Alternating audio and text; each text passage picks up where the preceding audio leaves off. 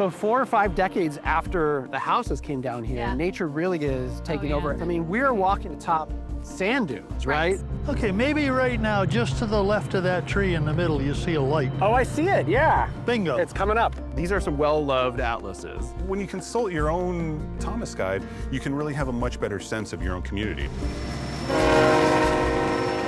This is a big bell. Yeah, it's not working. Yeah, whoa. That's more of an outdoor bell. In little more than a century, a sparsely populated landscape of cattle ranches, bean fields, and orange groves became one of the largest metropolitan regions on Earth.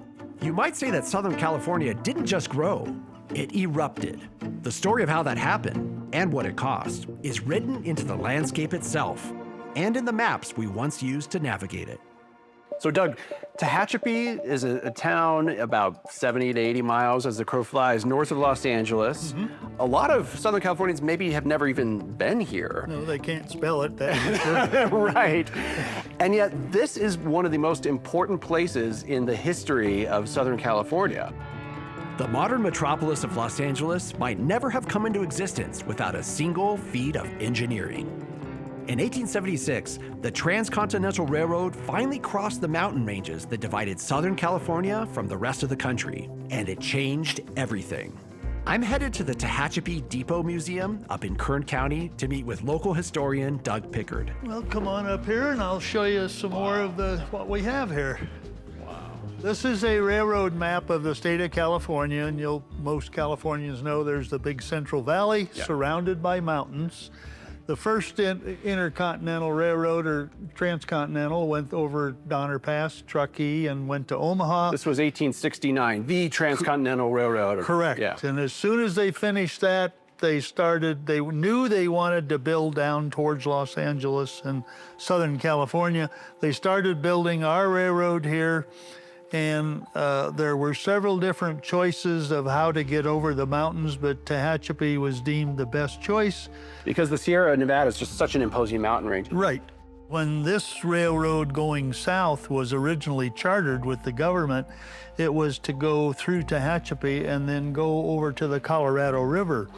In 1872, the citizens of Los Angeles, they voted $600,000 plus an already existing LA and San Pedro Railroad that they were going to give them to change the route and build into LA. So I shouldn't use the word bribe, but I think it was incentive. We could call it an incentive. But they did effectively bribe the railroad company into making Los Angeles a terminus, which was a huge decision in the history of LA. This is a big bell. Yeah, it weighs over 300 pounds. Oh, wow. And we have the documentation that it was put on an engine that was built in 1913 for the Union Pacific Railroad. It's not working. Yeah, it works. It works. Yeah. Ooh, that's more of an outdoor bell.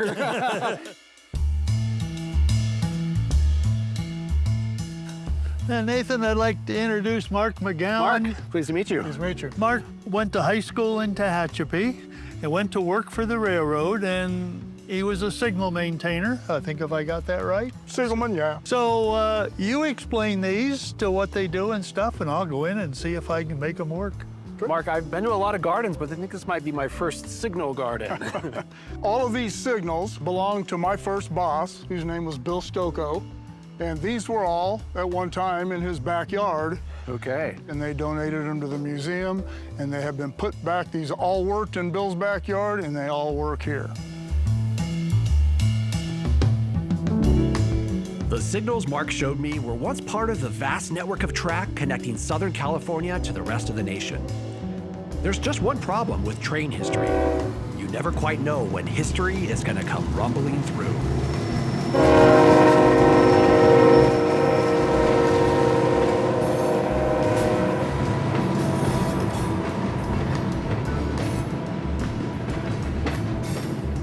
I didn't see the engine to know which train it is.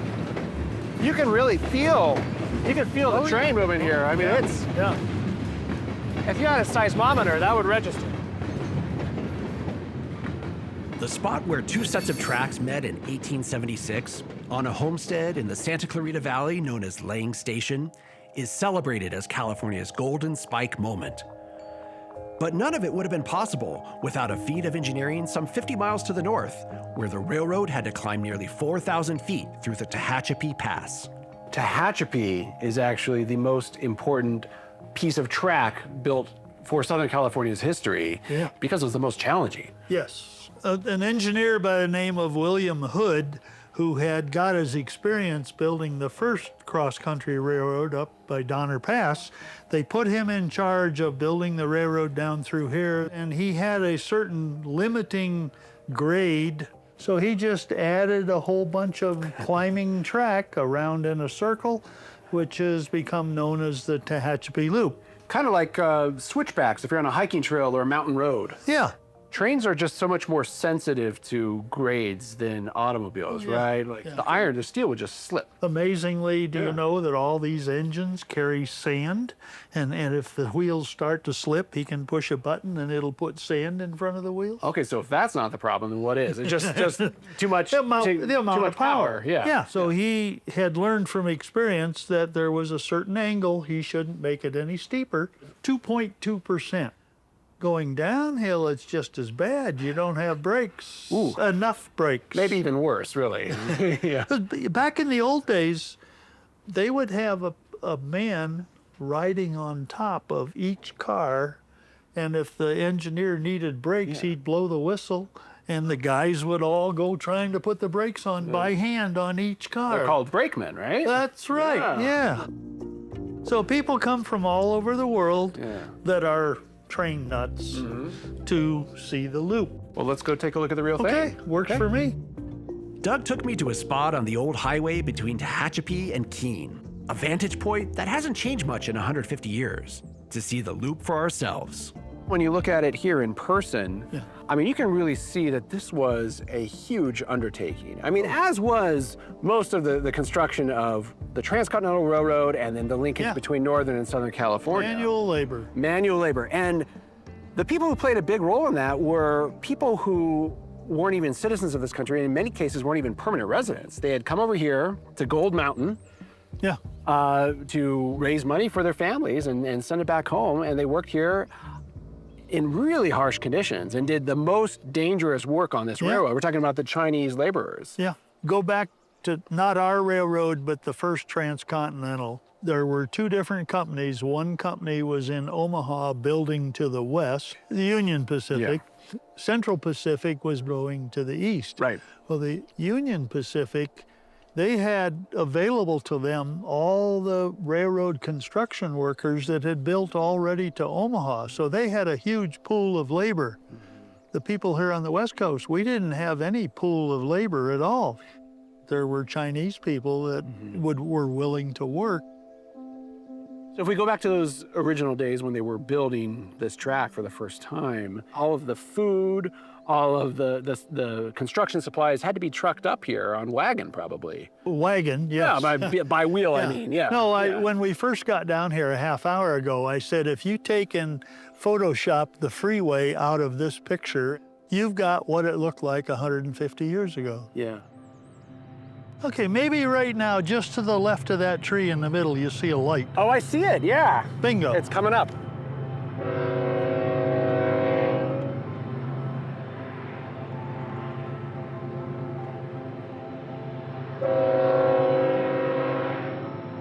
Some people might say that the railroad age ended long ago, but America still runs on trains. Oh, it's going to be a long time before railroads go away. Yeah.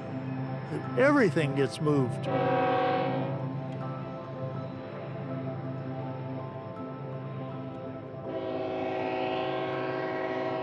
The Tehachapi Loop didn't just connect Southern California to the rest of the nation.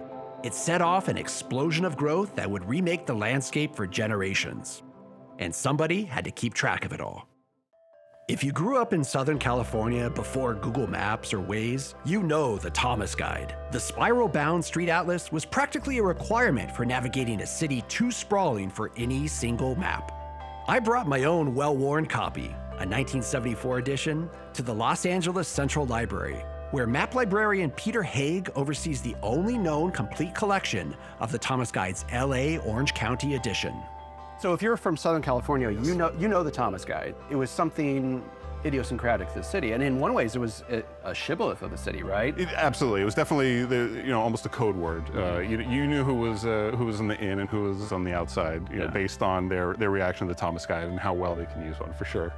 That looks like a well-loved Thomas Guide. It is well-loved, and it's funny, like, there's certain pages missing, and they're connected to what my father was doing. So, he went to Cal Poly Pomona. So the page for that is missing, right? Because it was just used so much. The page where my grandmother lived in Anaheim, also missing. I mean, you can look at this, right? Yeah. Most of the atlases in your collection are in better shape, I would assume. I definitely try to keep them in better shape. We have had a few Thomas Guides come to our collection that have been donations. So there's the condition of some of them, can be a little bit questionable at times. So we have a few that do look like that. You could track the region's development through here. You could look at the 1974 edition, and there would be, open space here, right? The next year, 1975, there'd be a freeway going through there. I mean, you can probably trace a lot of the urban and regional development just through these Thomas Guides alone. Absolutely. They're one of the most valuable tools that we have in the library for just that. We'll have folks coming in all the time, and they'll want very detailed, very accurate, year by year, maybe every 5 years, looking at a certain neighborhood or a certain area of the city, and they want to see how it's changed, stack them one on top of the other, and yeah, you can absolutely see those changes take place. It's pretty incredible. I wonder if we could do a little bit of that right now. Could we look at some additions and see, like, let's say, like one of the biggest regional landmarks, Disneyland. Okay. Can we see before and after? Absolutely. Yeah. Okay. So that would be. It opened in 55. Yeah. So let's say the 54 edition, and then let's look at one a couple years later. Sounds good. Let's grab it. And we should be right here. So you said 54 and 56, Orange County. and These are some well-loved atlases. These were not designed to be open in the year 2026, right? This is true. This is very, very true. So turn to map 16. Yes, of, 16. Of Anaheim. Orange County, yeah. And This is 2 years apart. I mean, this is actually astounding just to look at the density of these suburban residential streets right here. Totally missing 2 years earlier. Yep. But of course, the big one, the landmark, Disneyland right here. And there's nothing to say that this will be the focal point of the amusement park industry in a year or so. One of the things that really fired my imagination as a kid was to look at just how freeways and actually entire municipalities would just appear on the Thomas Guide. Yeah. I think a great example is to look at Irvine. So I think map 32 in Orange County. This is 1954. This is the 1976. So this is a 22-year difference. Here you have almost nothing, right? You have MacArthur Boulevard still there in 54, but the campus of UC Irvine. All of this Newport Beach, Fashion Island. Yeah, that's all missing here. This was essentially Irvine Ranch cattle grazing land. This is thousands of hours of labor that went into this. How did they put together these maps? You couldn't drive every little street. Well, they oftentimes did. I mean, some folks would go street by street. There was definitely aerial photography that was used. But I believe a lot of these were done by hand. But when we get into '92, we now have the intelligent map, digitally published. I grew up on page 12. And here we have the 91 freeway, the 55 freeway, the 57, and of course, no freeways here. And I mean, this is the story that a lot of people experienced as they grew up. They saw the region grow up around them, you know, with them. And you can see it right here. And you go all the way back to, what year is this? This is an interesting one. Yeah. This is a 1945 edition that we have in amazing shape. And I believe this one may have appeared after excavating a really interesting story of map history in Los Angeles. In 2012, there was a house that was being sold. The occupant had passed away, and the realtor contacted my predecessor and told him that the great Glenn Creason. The great Glenn Creason, absolutely, and told him that there was a house filled to the brim with maps.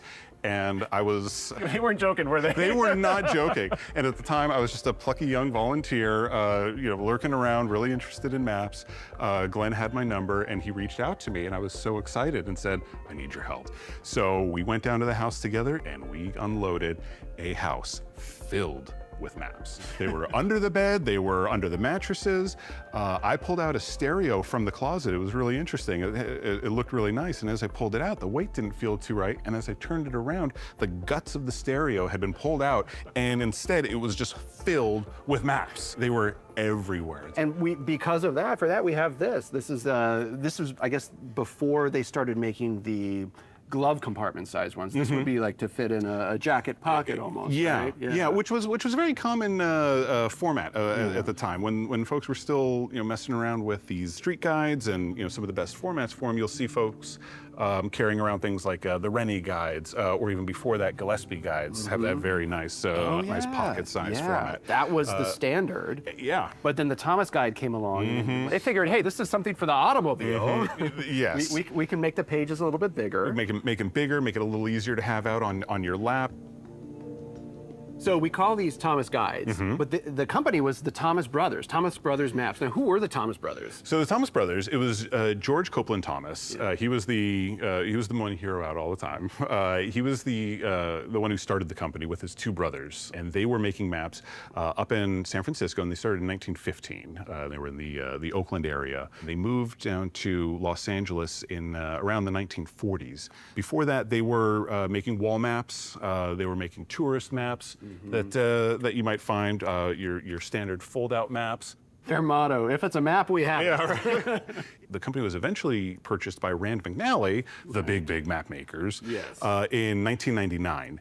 And they're the ones who are still producing the maps today. And we still have Thomas guides as a requirement in emergency vehicles in California to this day. Some folks are critical of later editions. They think they were better back in the olden days.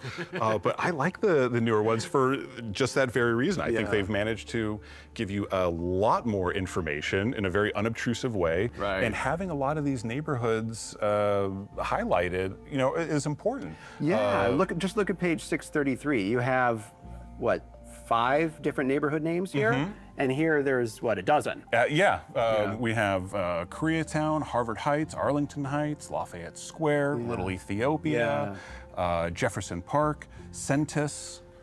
I haven't even heard of some of these.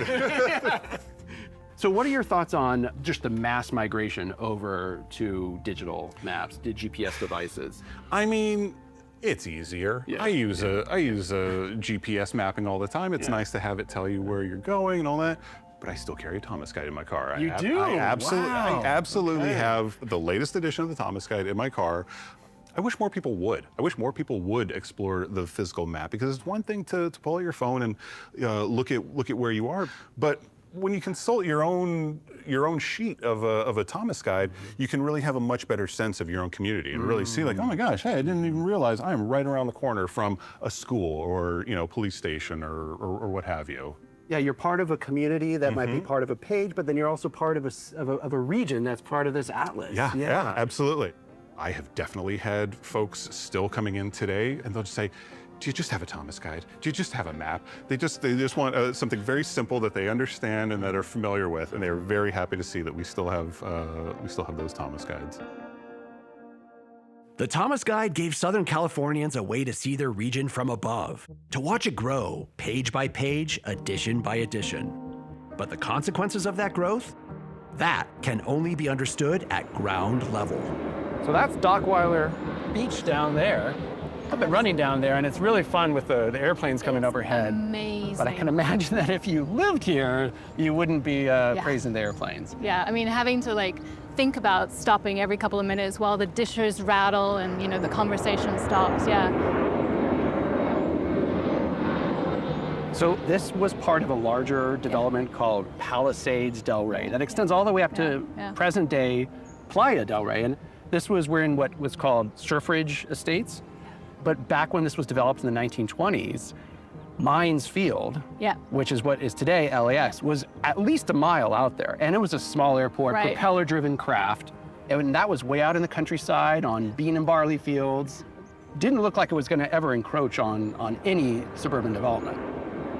Moving from those propeller planes to the jet age, Yeah. by the time the 50s and the 60s and the 70s hit, I mean, transportation mechanisms had changed, and Right. LAX got bigger and bigger and bigger. The runways needed to get bigger and bigger and bigger, and they got closer and closer and closer. This is an interesting case study in eminent domain because we usually talk about eminent domain being used against communities that you would call maybe marginalized or disenfranchised. Right. Whereas right here, this was a middle class Yeah. slash, Yeah. relatively wealthy neighborhood right on the beach. Right on the beach. right? It's very hard to put it into that kind of classic story about eminent domain.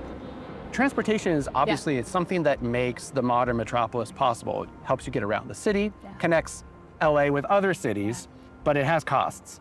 I think when the neighborhood was first established, I don't think they had any idea at the scale of what was going to become, this international global connection and hub. But I think it's important to put this in the context of a larger LA story, thinking about the ways that transportation has been used both to move the city forward as a kind of a bigger metropolis, but also the consequences and the displacement of the people who actually lived in the neighborhoods that get chosen as the sites for these hubs. So we can obviously start with Union Station and the displacement of the Chinese community. We can think about freeway expansions and sort of cutting through neighborhoods. And then LAX, I think, offers a sort of a long line in the continuum of thinking about how does LA connect both locally and globally. And sort of what I've been thinking more about lately is Vandenberg Air Force Base and the rockets that are now launching. There are new neighborhoods that are in the path of this big transportation. So it's intergalactic, it's local, it's domestic, it's international, it's all kind of part of that story. Courtesy of the Center for Land Use Interpretation, we do have these amazing real estate listings from the 60s. Yeah. I think we could probably find some of these houses. I'd love to. You want to go check Absolutely. it out? Let's go take a look.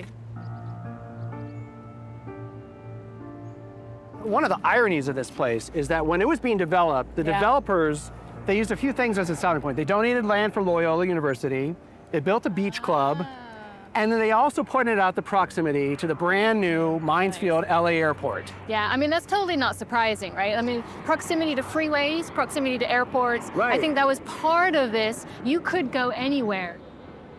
So here we are. Here, let's take a look at this. Yeah. Yeah, we are at 9126 Trask Avenue, and this is the house right here. Oh, it's so beautiful. And I think what we're looking at right now is a driveway, and so you can imagine. Yeah, here's the curb cut right here.